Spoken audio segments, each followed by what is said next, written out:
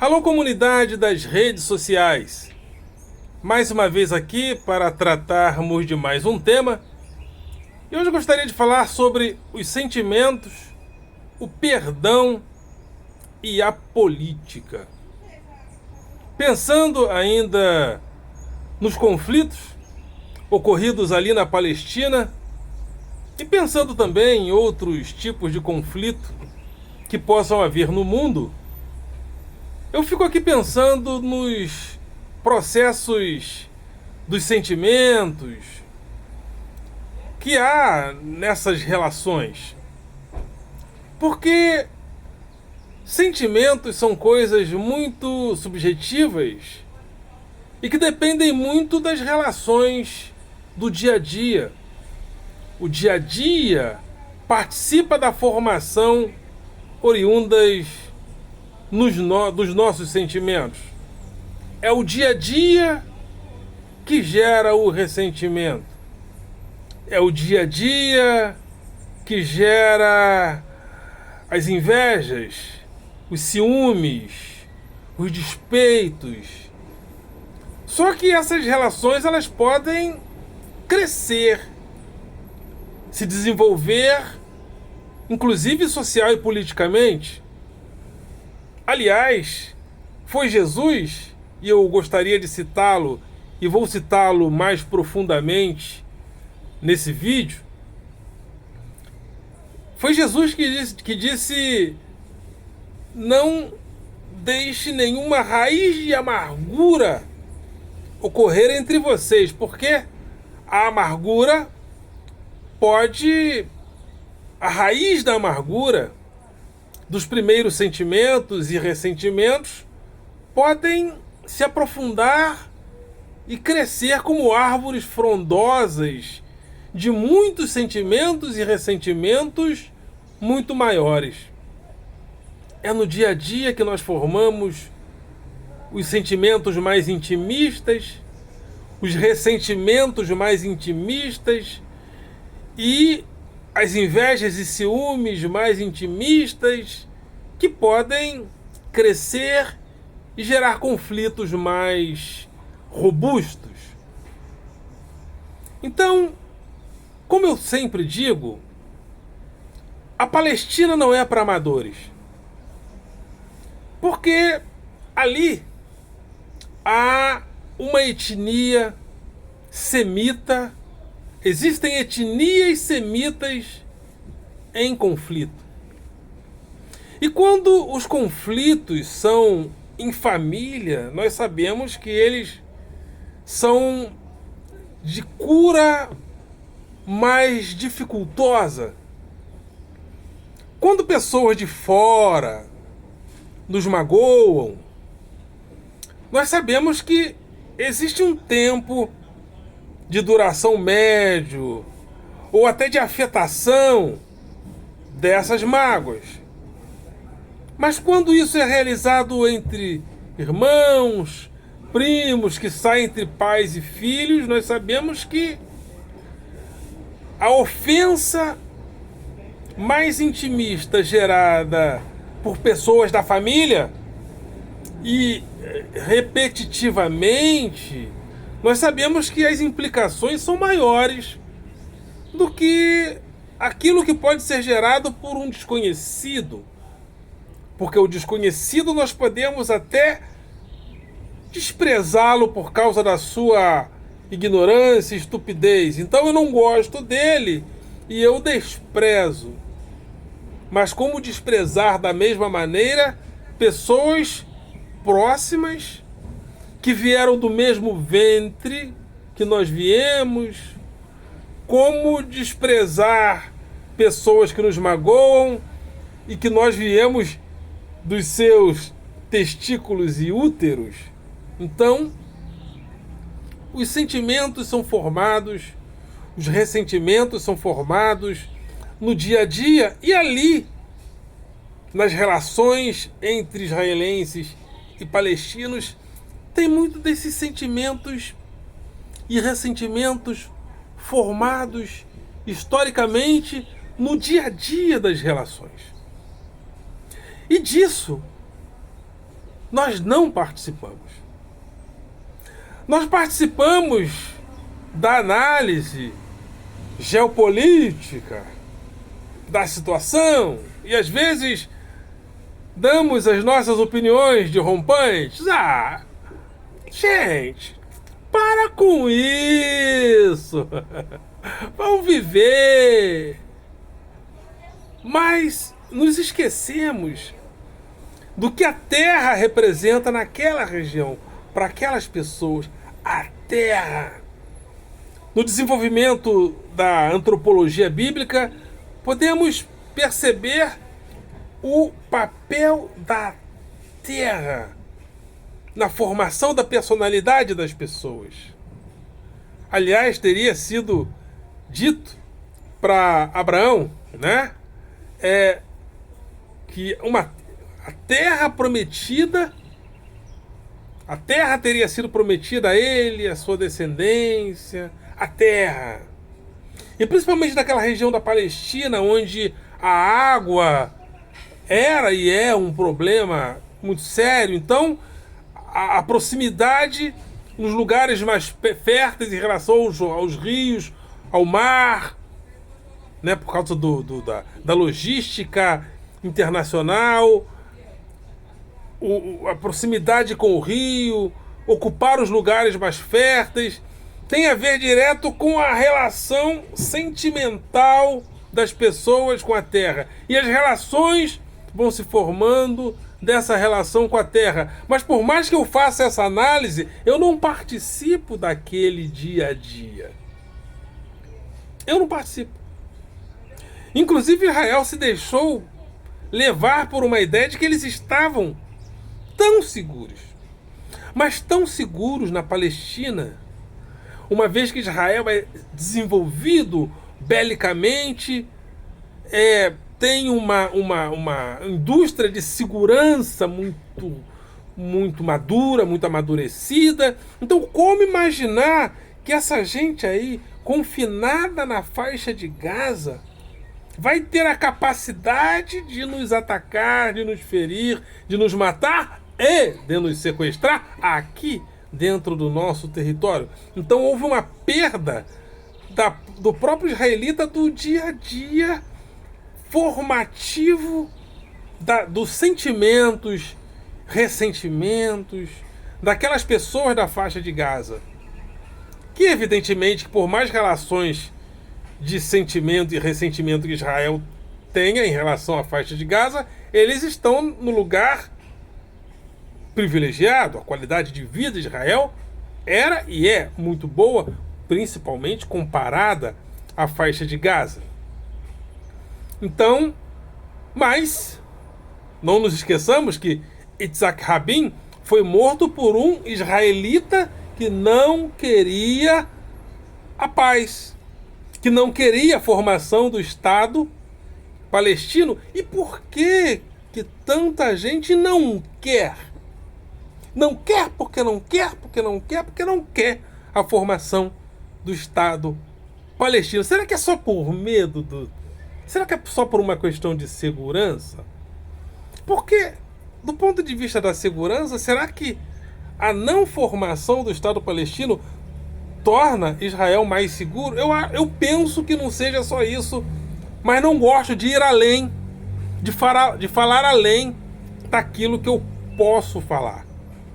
Porque a Palestina não é para amadores, os sentimentos e ressentimentos formados ali também não é para amadores. Os sentimentos e ressentimentos precisam, esses sentimentos e ressentimentos precisam de uma palavrinha mágica que é muito dificultosa nessas relações, que é o perdão.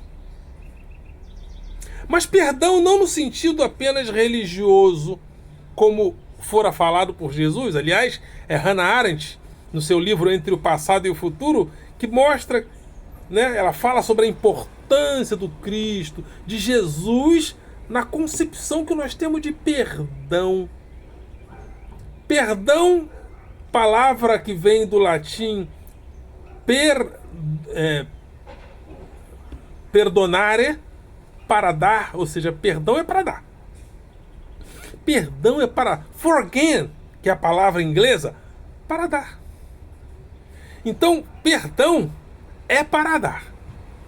Apesar de todos os pesares, o perdão é um ato onde nós doamos o esquecimento antropológico, não é o esquecimento mental. Nós doamos um perdão, não necessariamente religioso, porque o perdão religioso às vezes não é suficiente, mas o perdão antropológico, o perdão como ação política, como por exemplo foi feito por Mandela. Ele tinha todas as razões, entre aspas, ou todos os motivos sentimentais para, uma vez solto, reunir ressentimentos contra aqueles que infundiram prisão a ele, contra os grupos que infundiram prisão a ele. Mas não, Mandela optou pelo perdão. Não o perdão religioso, mas o perdão antropológico. E, evidentemente, penso que o Cristo tenha muita participação na formação da ideia de perdão. Não apenas como perdão religioso, mas como perdão como ação política.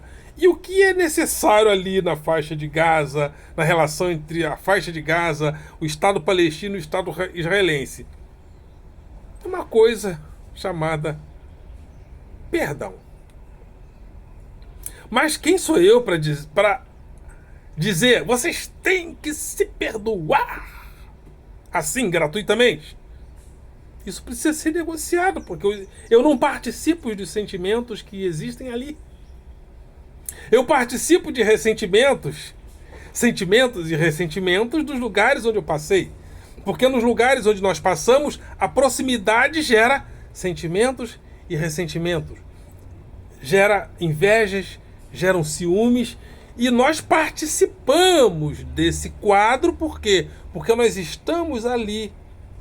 Então, entre os professores, lugar de onde eu sou, ali eu participo de sentimentos, ressentimentos que são dali.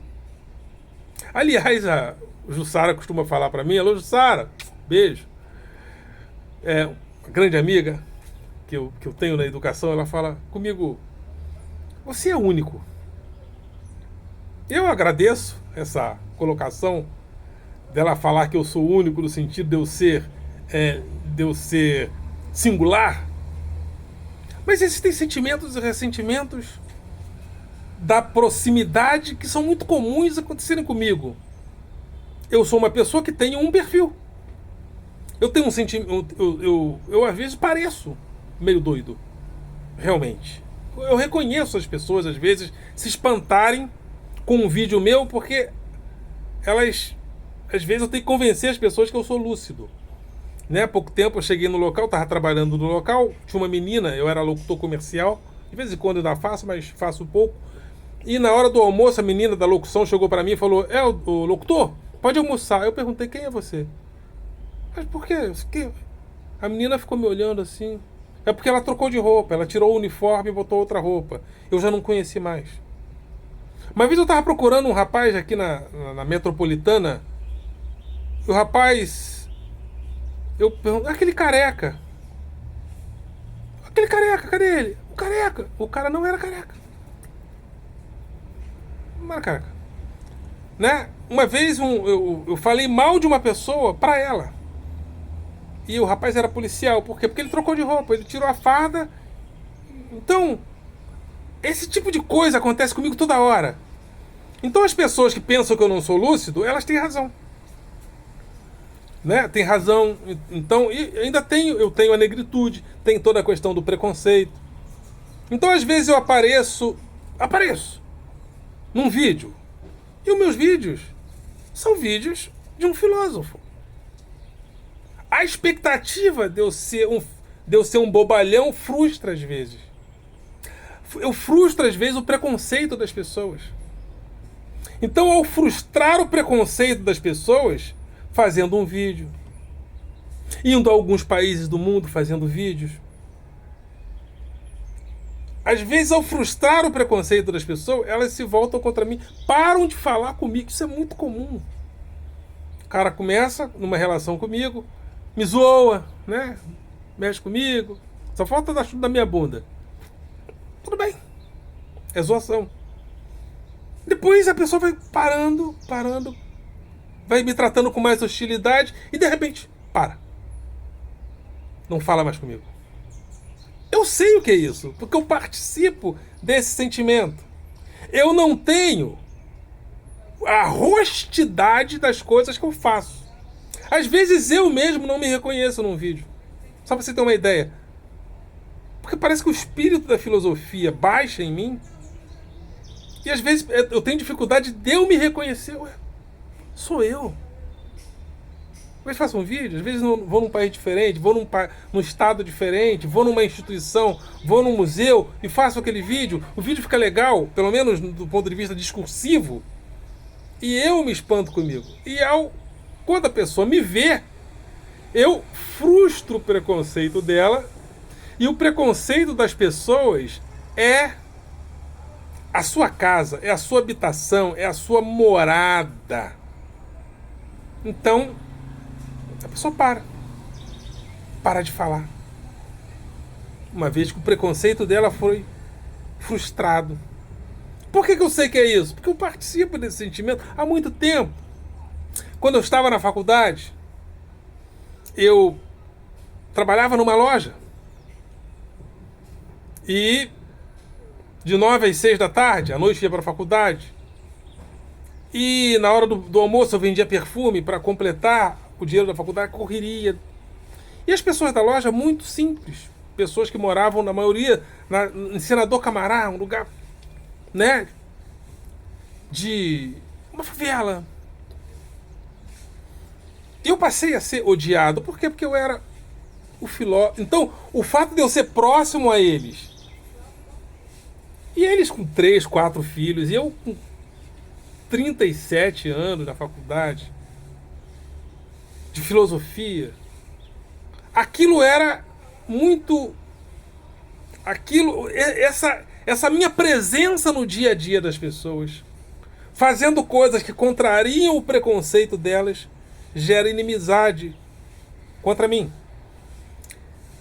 E por que eu estou usando esse exemplo? Porque o que acontece ali na faixa de Gaza são relações muito estreitas, são sentimentos e ressentimentos muito estreitos daquela relação. E não tem como a gente falar sem conhecer aquele dia a dia. E só conhecendo aquele dia a dia, só pesquisando sobre aquele dia a dia, só se relacionando com aquele dia a dia, nós conseguiríamos o perdão, não só religioso, mas o perdão antropológico. E pensar em perdão em relação ao Deus da Bíblia é outro problema, porque o Deus da Bíblia é um Deus ciumento. Os deuses semitas, o Deus único, o Deus do monoteísmo, porque o monoteísmo ele é muito relacionado àquela região, é o monoteísmo judaico, do Islã. Então, pensar em perdão ao diferente em um Deus que é ciumento é uma outra, porque aí você precisa de outras categorias, revestir o seu Deus de outras categorias modernas que não estavam no livro sagrado, características humanísticas que não estavam no livro sagrado, porque o Deus da Bíblia não era um Deus humanitário, apesar de ser o Deus do amor do cristianismo. Mas esse Deus do amor propõe um teocentrismo tal que Jesus diz: a verdade sou eu. Eu sou a porta. É aqui ou tá fora. Hoje, esse discurso parece enviesado, e se ele não for revestido de um diálogo muito sábio, ele se transforma em radicalismo. O próprio discurso dessa realidade se transforma em quê? se transforma em fundamentalismo. Quer dizer, naquela época, nós não podíamos pensar num discurso como esse à luz do fundamentalismo. Hoje, nós pensamos esse discurso à luz do fundamentalismo. Ou seja, eu preciso ter muita sabedoria, muito discernimento para dizer só Jesus Cristo é o caminho. Senão, eu torno esse discurso fundamentalista. Agora, naquela mentalidade, nem todas as mentalidades do mundo nós formamos, porque tem grupos humanos do mundo que não tiveram Voltaire, não passaram pela consciência, pela formação iluminista que nós passamos. E levar em Israel, isso aconteceu porque quando os israelitas vêm do sionismo, começam a ocupar terras na Palestina, ali onde é o Estado de Israel hoje, e depois a formação do Estado de Israel, eles vêm de outros países. Eles vêm prioritariamente do norte europeu, dos Estados Unidos, e começam a formar ali. E eles trazem a consciência do Ocidente. Eles trazem Voltaire com ele. Eles trazem o enciclopedismo, o iluminismo, a ilustração, e começam a se relacionar com povos, com irmãos, com semitas como eles, que não têm esse tipo de inter-relação. E, além disso, nós ainda temos um dia a dia onde o Estado palestino, por razões que eu não me atreveria, o Estado palestino não é formado. Claro que, se você me perguntar, eu vou dizer que sim, o Estado palestino deveria ser formado. Mas quem sou eu para dar as razões pelos quais os israelitas não querem e as razões definitivas de por que as pessoas, os palestinos, querem? Porque a geopolítica pode ser colocada, mas a geopolítica é insuficiente. Como eu comparei aqui, existem sentimentos que fazem parte do nosso dia a dia. Eu sei o que é um ciúme, uma inveja entre professores, né? Por quê? Porque também tenho sentimentos de inveja e ciúme. Evidentemente, separando uma coisa da outra. Às vezes as pessoas acham que porque eu tenho meus dribles, é porque eu sou um filho da puta, eu sou culpado de ser o que sou, né? O negão, cada uma de intelectual pra cima de mim, tem esse sentimento, esse pensamento, né? Se eu fosse loiro de olhos azuis, com a aparência do Brad Pitt, seria mais fácil, seria mais degustável. Eu seria mais degustável, mas não sou, é isso aqui mesmo, né? O que temos para hoje, né? Talvez em outra encarnação eu venha diferente, venha com o corpo do Brad Pitt e seja um filósofo também. Mas existem sentimentos, por exemplo, eu que vivi em ambientes religiosos, a minha mãe era uma pessoa muito invejada por algumas mulheres, porque a minha mãe regia o coral, era uma varoa ousada, tem muito esse tipo de ciúme entre a religião, né? O varão que é usado, né? Fulano é muito usado por Deus. Aí aquele que não é usado tem ciúme do varão que é usado. Tem muito disso, né? Agora, só quem convive o dia a dia do cristianismo sabe disso, né? As picuinhas que às vezes cria-se entre os varões, entre aspas, não tão usados como contra os varões usados. Só que o irmão não pode odiar o outro, ele cria picuinha, porque a picuinha tem isso, né? Deus odeia o ódio, mas se esqueceram de dizer que o Deus que odeia o ódio, né, deveria também odiar a picuinha, né? Mas Deus odeia o ódio, mas ama a picuinha. Então é isso aí. Sentimentos que precisam do perdão antropológico. Como? Eu não me atrevo. Porque não sou especialista. Existem coisas que estão no dia a dia. daquelas relações. E é só no dia a dia daquelas relações que as coisas poderão ser equacionadas. Ok, galera? Vocês são do coração.